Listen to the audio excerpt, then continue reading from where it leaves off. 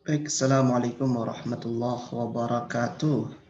So we'll meet again in this class for learning together about structure for TOEFL.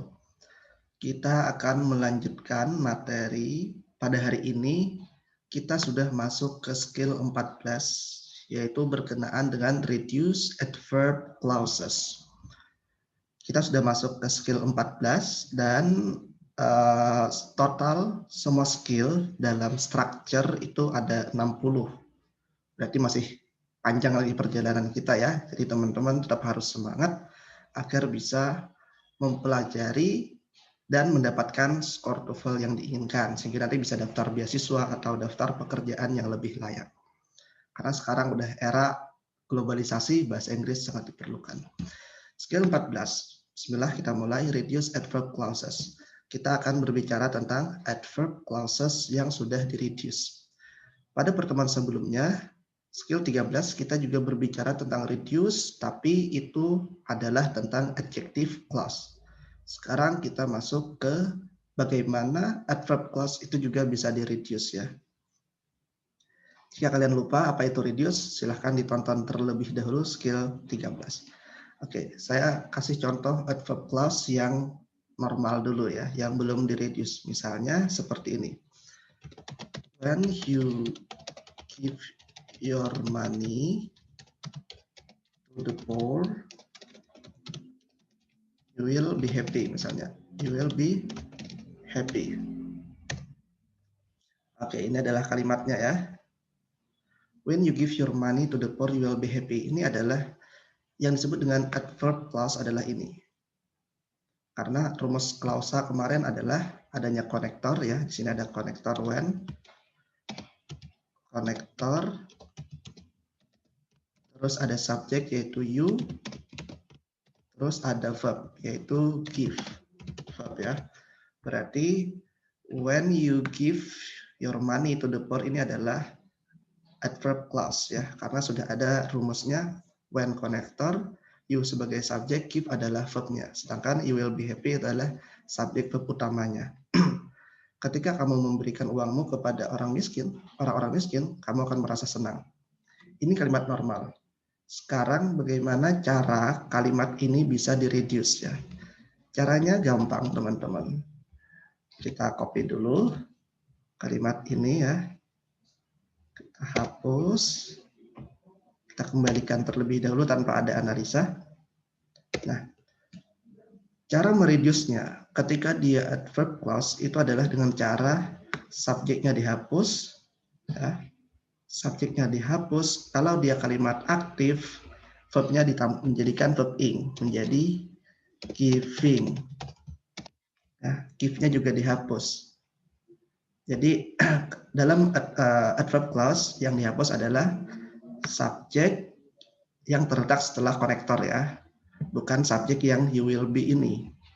Jadi bukan you will be yang dihapus, tapi subjek dan verb yang terletak setelah konektor.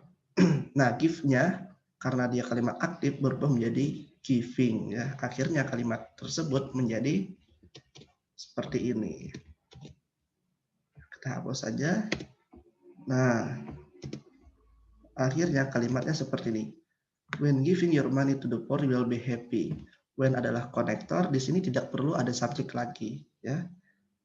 Nggak ada you lagi ya. Dan verbnya give berubah menjadi giving. Ketika memberikan uangmu kepada orang miskin, kamu akan merasa senang.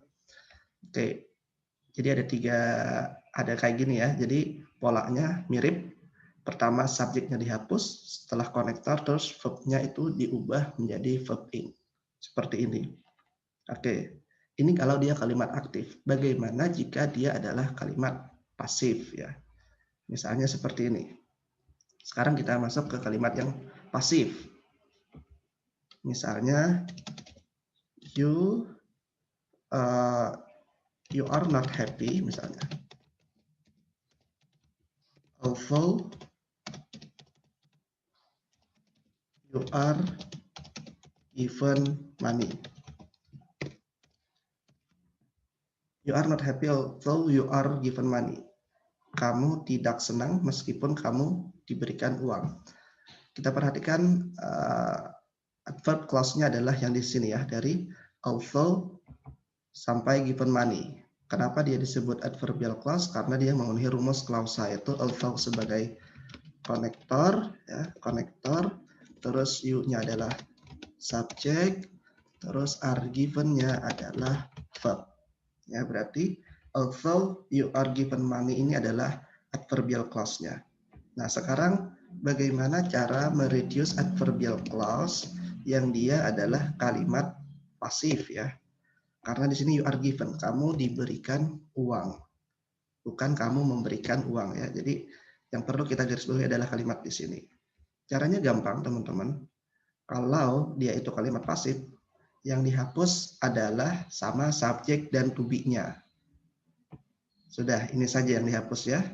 Akhirnya kalimat di bawah ini menjadi,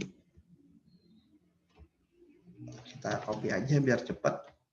Nah, akhirnya kalimat itu menjadi you are not happy although given money. Kamu tidak senang meskipun diberikan uang. Jadi cara mereduce-nya sama setelah konektor ya. Di sini although konektornya berada di tengah, berarti yang dihapus adalah you are-nya.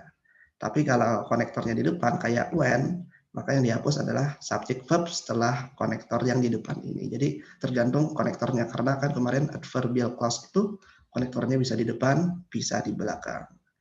Nah, giving kalau dia kalimatnya aktif, verb ing ya, tapi given kalau dia kalimatnya pasif. Nah, ini secara teori. Sekarang kita lihat ke bukunya.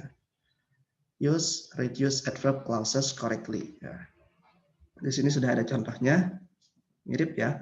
Although he feels rather sick, meskipun dia merasa sakit, the speaker, pembicaranya akan mengambil peran di seminar. Nah, he feels itu dihapus, feels-nya karena dia aktif berubah menjadi feeling. Sama yang ini ya, when you give your speech berubah menjadi when giving your speech. Oke. Nah, ini ada contoh soal when you are free to leave. You are free to leave adalah subject verb. When ini adalah konektor, berarti di sini ada yang subject verb, atau kalau nggak ada subject verb berarti dia sudah mengalami reduce. Jawabannya apa kira-kira yang sudah mengalami reduce? Oke, jawabannya betul adalah yang B ya. Asal kalimatnya adalah when you are finished with the report. When you are finished with the report. You are-nya dihapus karena dia sudah mengalami reduce ya. Dan dia kalimat pasif. Jadi yang dihapus adalah subjek sama to be-nya. Jadi akhirnya kalimatnya menjadi when finished with the report. Ketika telah diselesaikan dengan laporan itu, you are free to leave. Kamu bebas untuk pergi. Oke, sekarang kita lihat apa saja sih konektor dalam adverbial clause. Nah, ini ya. Nah, di sini ada konektor time ya, kayak after, before, since, while, condition, if artinya jika, unless, kecuali kalau ya, atau jika tidak artinya whether, apakah, contrast, although meskipun ya. Terus ada juga yang place, ini where, wherever, as, sebagaimana. Nah, perlu dicatat juga ada di sini reduce inactive. Jadi kalau kalimat ini ketemu kalimat aktif, dia bisa di reduce ya. Ini maksudnya. Tapi kalau di bawah ini dia reduce in passive. Jadi kalau konektor di bawah ini ketemu kalimat pasif, dia boleh di reduce ya. Tapi kalau dia ketemu kalimat aktif ya, dia nggak boleh di reduce. Contohnya kita lihat di sini, kata yang membedakan salah satunya adalah once ya. Once di situ dia termasuk reduce in passive. Berarti kalau dia ketemu kalimat pasif, dia bisa di reduce. Tapi kalau dia ketemunya kalimat aktif, karena dia boleh ketemu kalimat aktif ya, dia nggak boleh di reduce karena tidak sesuai dengan rumus di sini. Oke, sekarang kita lihat contohnya. Apa sih maksudnya ya? Once tadi ya. Nah, ini ada contoh aktif ya. Once you submit your thesis, ketika kamu mengumpulkan tesismu, you will graduate, kamu akan wisuda. Di sini once ya, once ketemu kalimat aktif ya. Once-nya di sini, terus kalimat aktifnya di sini, submit, mengumpulkan. Karena dia once itu ketemunya kalimat aktif, maka Di sini penjelasannya, does not reduce. Dia tidak boleh di-reduce. Kalimat ini betul, tapi nggak boleh once di-reduce, misalnya once submitting your thesis. Itu nggak boleh, karena tidak sesuai rumus tadi. Nah, beda dengan ketika dia ketemu kalimat pasif di sini ya. Once it is submitted, ketika telah dikumpulkan, itu ya, tesismu akan direview. Nah, di sini dia bisa di-reduce menjadi once submitted. Kenapa? Karena dia pasif, akhirnya dia bisa di-reduce.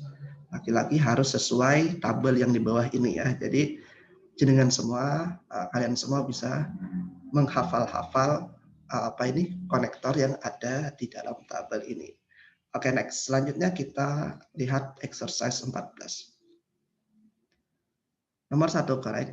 Mengapa? Karena di sini sudah mengalami reduce ya. If termasuk konektor ya.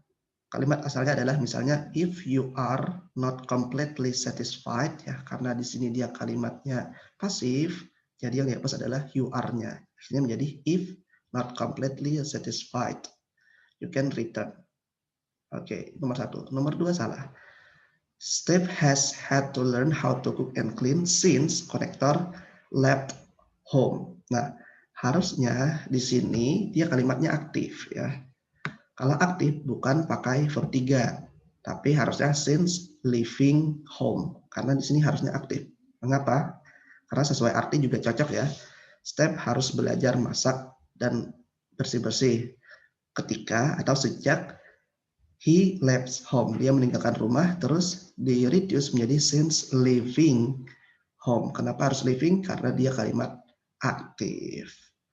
Oke, itu adalah contoh nomor 1 dan nomor 2. Silakan jenengan semua kerjakan soal nomor 3 sampai nomor 10. Jika kalian ikut kelas saya, berarti kita akan bahas ini di grup WhatsApp. Tapi jika jenengan semua tidak ikut, di bagian akhir buku ini sebenarnya ada kunci jawabannya. Apakah nomor 3 ini correct atau incorrect? Bisa dicek ya. Tapi sebelum melihat kunci jawaban, kerjakan dulu ini secara sendiri, mandiri. Kalau sudah yakin, sudah menjawab dengan baik, baru lihat, dicocokkan, dibandingkan dengan kunci jawaban dari buku yang sama ini. Oke, itu adalah materi kita pada hari ini. If you have question, you can ask me. Thank you so much for your attention. Wassalamualaikum warahmatullahi wabarakatuh.